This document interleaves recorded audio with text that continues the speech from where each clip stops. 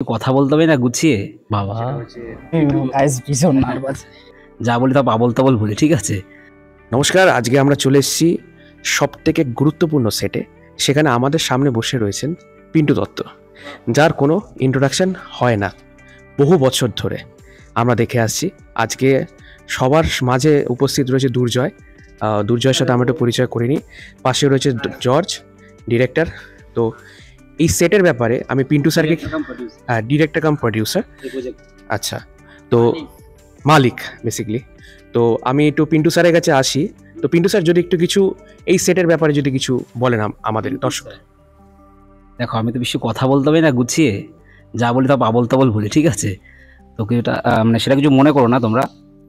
আজকে যে এইখানটায় বসে কথা বলছি, হ্যাঁ, এইভাবে কথাটা বলার এই সুযোগটা পেয়েছি দুর্জয় জর্জের জন্য।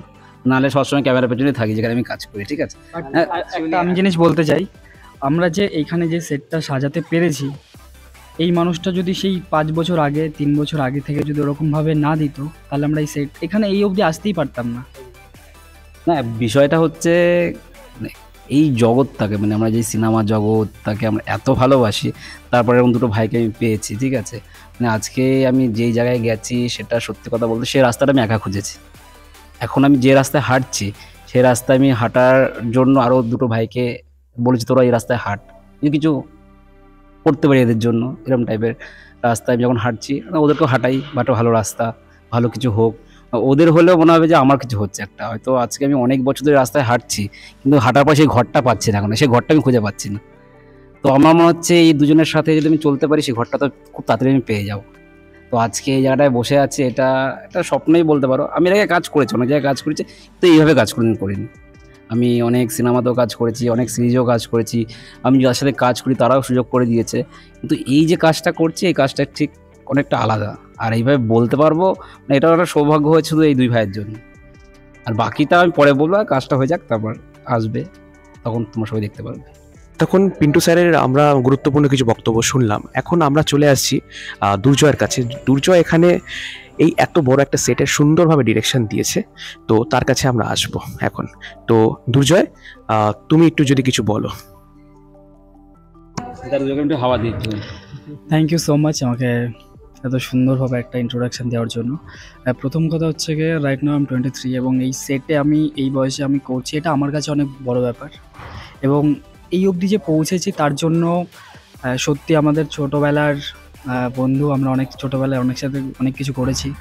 আদি এবং পিন্টুদা তার আগের থেকে, আমার পুরো প্রথম হাতে খড়ি পিন্টুদার থেকে, পিন্টুদার সাথে কাজ করে। এরকম হাত রাখাটা আমি একজন কাছ থেকে শিখেছি, হাত রাখতে, ঠিক আছে?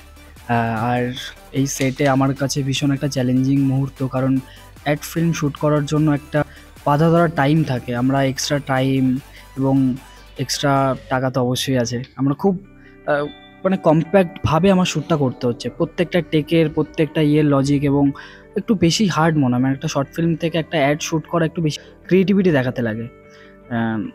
এবং থ্যাংক ইউ সো মাচ মাইকটা আবার দেওয়ার। এবার নার্ভাস হয়ে যাচ্ছে, আমি গাইস ভীষণ নার্ভাস। তো এতক্ষণ দুর্জয়ের বক্তব্য শোনার পর আমরা জর্জের কাছে চলে আসি। এই সেটের প্রডিউসার কাম ডাইরেকশনও জর্জ দিচ্ছে। তো জর্জের আমরা কিছু গুরুত্বপূর্ণ বক্তব্য এই সেটের ব্যাপারে আমরা একটু জেনে নিই, তাই মাইকটা এখন আমি জর্জকে দিচ্ছি। ফার্স্টেই বলবো যে এত দূর পর্যন্ত যে আমাদের এই জার্নিটা, এটা কিন্তু আমাদের অনেক দিন আগের থেকে শুরু হয়েছিল। তো কখনো ভাবিনি যে এত বড় সেটে আমরা কাজ করতে পারবো বা এই, হ্যাঁ অ্যাকচুয়ালি তাই।